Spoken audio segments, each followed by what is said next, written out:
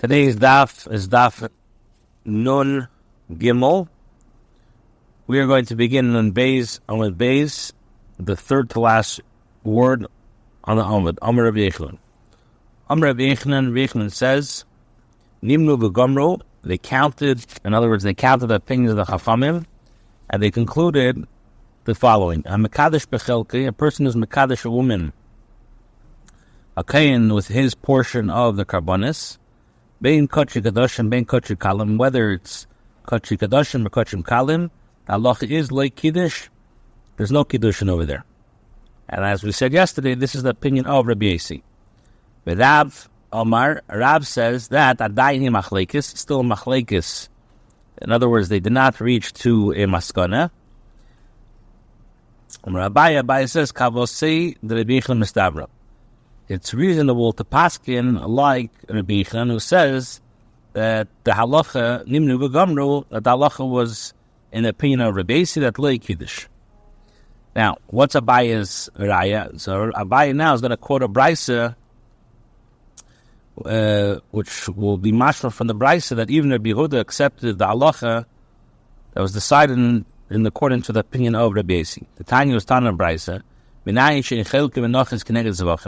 From where do we know that the Kainim may not receive a chelik in the menachis, the meal offerings, in exchange for portions of animal karbanis? In other words, not allowed to exchange their chelik of menachis for meat of a karban of which they did not receive a portion. They can't make an exchange.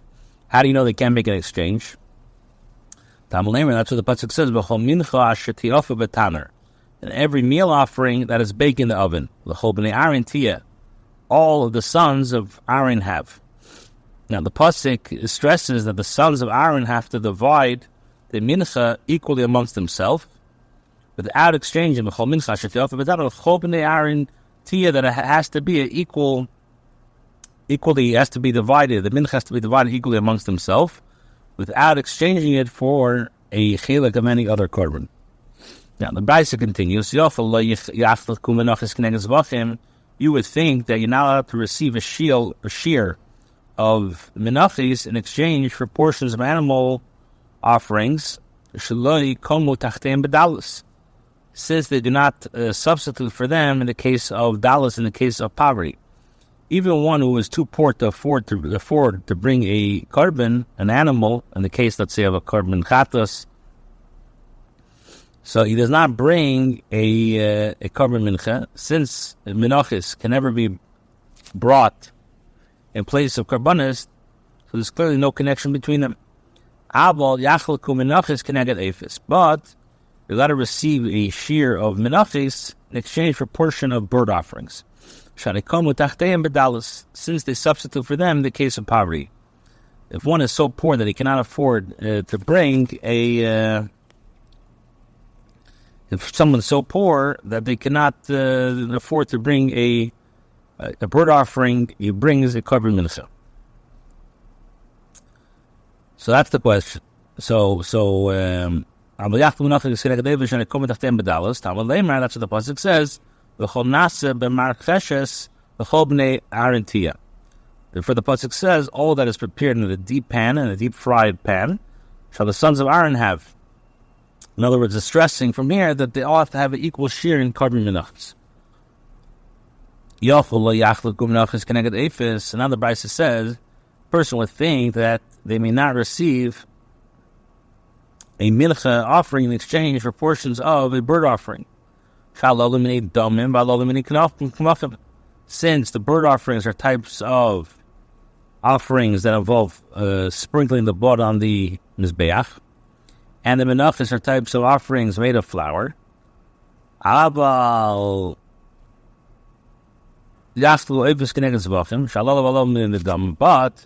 perhaps you could receive a share of portion of bird offerings in exchange for bird offerings of animal offerings. Why? Because they're both categorized of karbonis that involve the sprinkling of the blood on the mizbeach.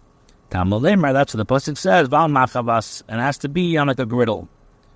Why does it say al machavas? It teaches us that you're not allowed to receive a chelek even of a bird offering in exchange for portions of an animal offerings. Right in the Braisa, you would think that you're not allowed to receive oifus, bird offering, in exchange for zvachim. Why?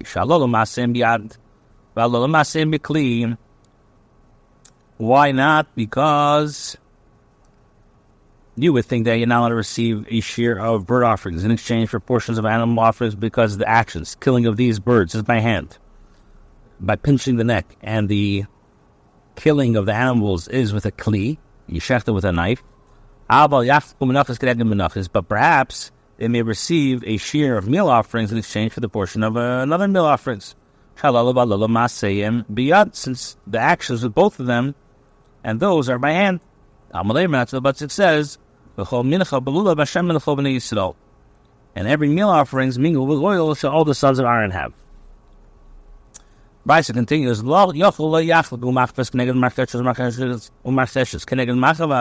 you would think that you're not allowed to receive a share of meal offerings prepared by a marseshes, a griddle, in exchange of a chelek prepared by a deep pan, or portions of a korban mincha prepared in a deep pan in exchange for portions of a meal offerings in a griddle. Why? You should say maaseh rakim is a maaseh koshim, since the actions of the deep pan results in a soft product. Makes the food soft, and the actions of the griddle result in that it becomes hard. It's a hard product. Why? But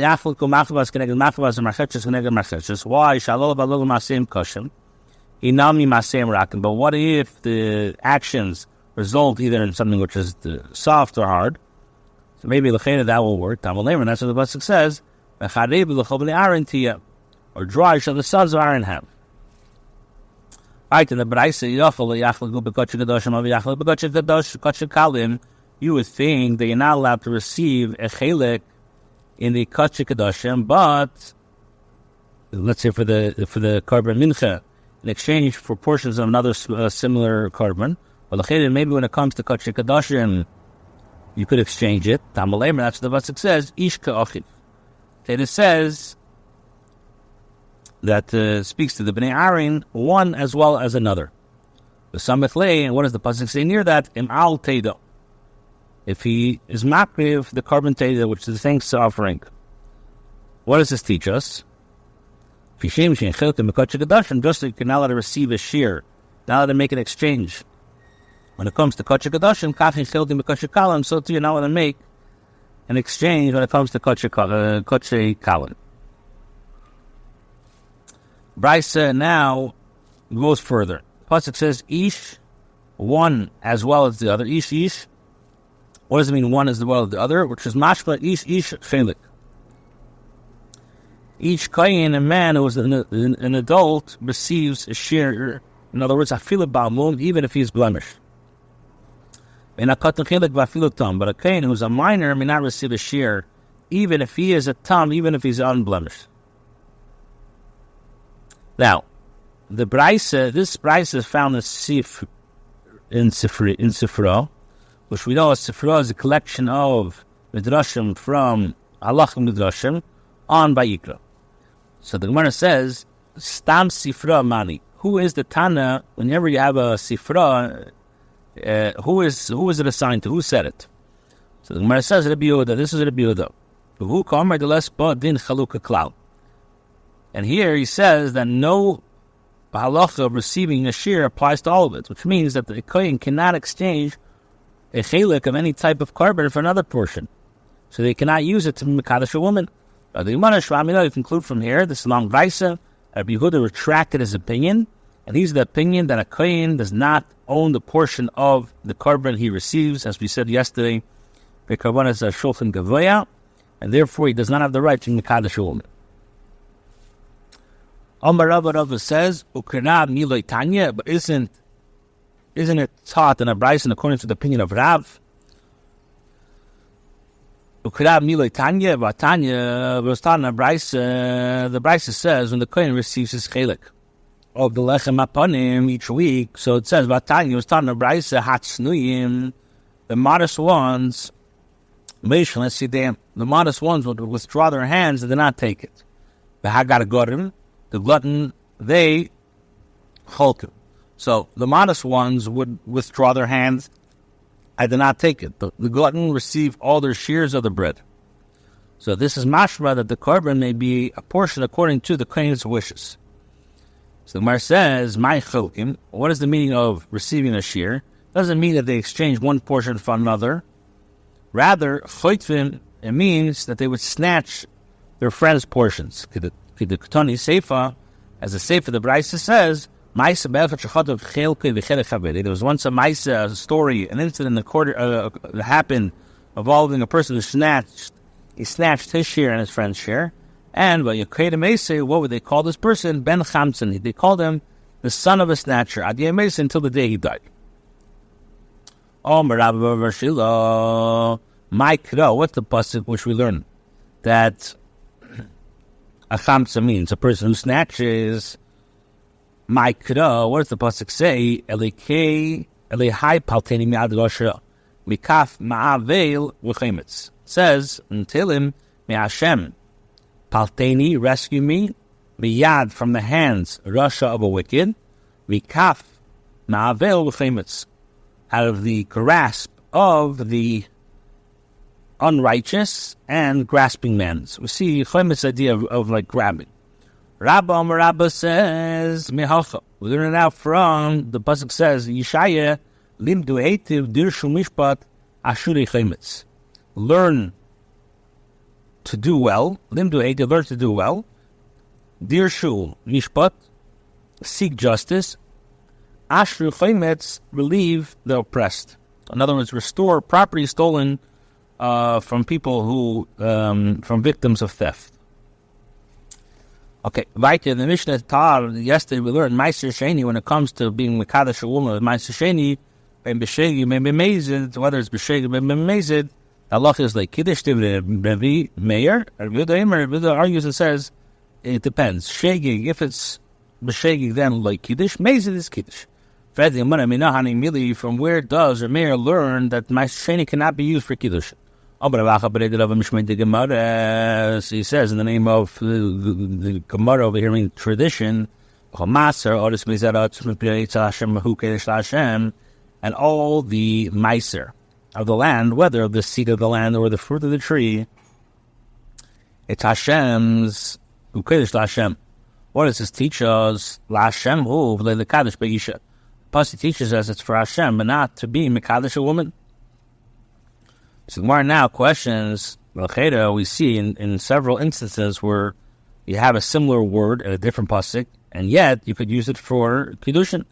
So the Gemara asks, L'cheda, trumas meiser, we know when it comes to the truma of meiser, the pasuk says, Aloshin kein terimu gam atem trumas Hashem utnan, and we learned that when it comes to meiser sheni, hamekadish betruma, says clearly mikudeshes, even though it uses of Aloshin of LaHashem. The Gemara says, L'ksiv be LaHashem. Truma of Trumas Meiser is different, as LaHashem is not written. Just as Kein Trimu Gamat and Trumas Hashem. Shenkin, when it comes to Meiser Sheni, the pasuk says LaHashem. So we might ask 1 second about a challah, but in regards to challah, which is the portion of dough that a person has to separate and give to the king, what does it say in regards to challah? Titnu LaHashem, should give it to Hashem. Utnan, and where we know about challah. A mekadosh betrumis, a person who's mekadosh, a woman with trumis of challah, any type of challah, the Allah is mikudeshes. The Gemara says, yeah, but you have another. Even though the pasuk says LaHashem, but like sibi kedish doesn't say the word kedish over there. We know by shvis it does use the lashon of kedish. Utnan, what does the Mishnah say? Ha mekadosh of berish shvis is mikudeshes. The Gemara says like sibi LaHashem. In other words, when you have LaHashem and Kedesh, then it has to be Kuli LaHashem. For the Gemara 1 second, Pasuk says that the Jewish people are Reishis Tuasa, they're the Abish's portion is first fruits of which is Truma. Kedesh Yisrael LaHashem Reishis Tuasa. What's the din by Truma? And the Kaddish Betruma is Mikudeshes. So we see Viker that even though it uses the lashon of Kedesh LaHashem, and you could use it for Kiddushin, after the Gemara, Ahu B'Yisrael Ksiv, that pasuk was written with regards to the Jewish people, who are called the Eibishter's Kiddush, but not with regards to the Truma itself. So, but don't you understand it by itself from the pasuk? In other words, since the pasuk compares the Yidden to Truma, so the word Kiddush should apply as well to Truma. So the Gemara answers, Ravin, the elder, interpreted it before Rav. And the difference is, with regards to Meiser, the pasuk says, Makra, who? The pasuk says, it. In other words, it is for Hashem, which is Mashva, Baviyasa Yisa, it should be Kiddush. Okay, right, and the Mishnah says, Hektish, in regards to being Mekadosh a woman with Hektish, belonging to the Beis HaMikdash, so the halacha is Hazay. Kiddush, if he was Mekadosh, B'mezid, if it was B'mezid, so then the Kiddushin works. B'shegi like Kiddush, David and Meir, Yehuda says, B'shegi, Kiddush, B'mezid like Kiddush. Rabbi Yaakov says, Shamas meaning Rabbi Yechon Tarti. I learned two halachas from Rabbi Yechon. Number one, she gas ma'aser to Rabbi Yehuda. I learned if a person makes an error involving ma'aser according to Rabbi Yehuda, and she gas hekdesh to the mayor. That what shneim ein isha miskadeshes. But in both cases, the woman is not mikadesh with the items. He explains. Chada, one of the halachas is the fishein isha reitza, because the woman does not want to become mikadesh with the item. The chada, and the reason for the other is the fishein shneim reitzim, because neither the man or the woman wants it. But I don't know which of them is due to the woman alone or which is due to both the man and the woman. So Rabbi Yirmiyah says, let us see which reason is applicable to which case. Meiser, in the case of Meiser Sheni, which Meiser Sheni has to be eaten dafkin Yerushalayim, it's not satisfactory for her to be mekudeshes with it. Why? Because she has the trouble of transporting all the way to Yerushalayim.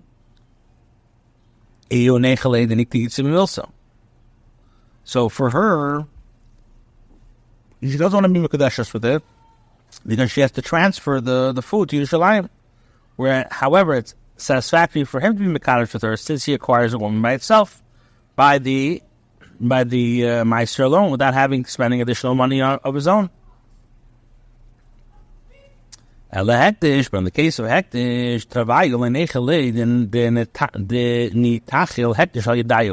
when it comes to hektish, it's not satisfactory for both of them that hektish property be now ois hektish by using it for kiddushin. Rav Yaakov says, the opposite's more reasonable. Mila Ikalimemar couldn't be said in the case of Meiser, Sheni, it's not satisfactory for her to be Mekadosh due to the trouble of transporting it all the way. And it's not also satisfactory for him to be Mekadosh due to the danger of accidents along the way. If the Meiser Sheni gets lost on the way to Yerushalayim, she will have not derived any benefit from it. And it will cause her distress to think she received nothing for her Kidushin. And he does not want to cause her distress. But hektish, with regards to hektish, now in the case of hektish, granted that with regard to her, it's not satisfactory for it to be makdish to that hektish property should be ois hektish through her. But wouldn't it be satisfactory for him to acquire a woman by itself without this whole thing of redeeming hektish? Therefore, the reason of Rabbi Yechon's statement cannot be determined by logic alone. Rava asked the Shalom Rav Chisda, Ishin miskadeshes. According to the mayor, a woman cannot be mekadish, not be mekudeshes, by receiving hektish. But most malshet tzechilin. What is the halacha with regards to the money he gives her for kiddushin? Does the money now become chulin as a result of the act of kiddushin, as usually the case when one uses hektish for his own benefit? Amar lei, so Chisda said to him, Ishin miskadeshes. So he says if the woman is not mikudeshes, miskadeshes, must say if she the chulin. So how exactly is the money now going to become chulin? Since the money has not actually been used, so nothing has changed with regards to the status. What's with regards to sale? If one b'shegi uses hektish to purchase an item, does the sale take effect or not? Even when it comes to regards to a sale, also he does not acquire it. A space. So now, Rabbi asked the Shaila.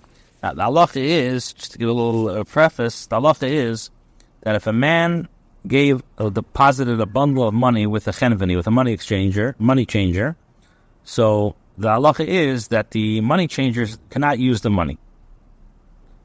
So if a person deposited a bundle of money with a chenveni, with a money changer, the money changer is not allowed to use the money. If the money changer untied the bundle and used the money, and it turned out that it was hektish, so the halacha is the money changer is chayav to bring a korban for being moil behektish, since he acted without the permission of the mafkid, of the depositor. If the money was not in the bundle, so the money changer has the right to use it, since the depositor knows that the money changer frequently distributes money. So in this case, if the money was hektish, if the depositor was chayav to bring it, in the case if the money was hektish, so it's the depositor who's chayav to bring a korban for being moil behektish, since the money changer is considered to have acted b'shegi. If one deposited the money with a balabas, in other words, not a chenveni, a regular guy, so the latter may not use it in either case, and he is chayav to bring a korban for being moil behektish. With regards to the chenveni, okay, so now with this hektish, with this hakdama, we can say like this: chenveni. With regards to the storekeeper, you have the chenveni, which is the chenveni. Sorry, you have the balabas, you have the shulchani, which is the money changer. So now the question is, what's the din? What's the status of the storekeeper? Chenveni, with regard to the storekeeper. So now you have machlekes tanoim. Chenveni kabalabayis to the mayor. According to the mayor, a storekeeper has the din of a homeowner. Have you the no? Chenveni, a storekeeper has the din of a shulchani. Now the Gemara says, they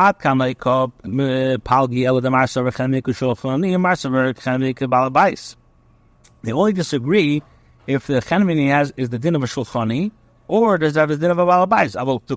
Everybody will agree. Everyone will agree that if the storekeeper did spend the money, he's male behektish. So the mayor. What do we see from here? That even according to the mayor, whatever transaction he performed did take effect. So the Gemara says no. The mayor's opinion is according with the statement of Rabbi Yehuda. I said like this: Lidi, according to me, if he spent the money, is not being male behektish. But according to you, at least according to me, you should agree to me that the halacha of a storekeeper applies to the storekeeper as a balabais. Amarle, so Rabbi said to him, no, I do not agree to you, even regard to this point. As I told you, the same halacha applies to a storekeeper as a chenveni.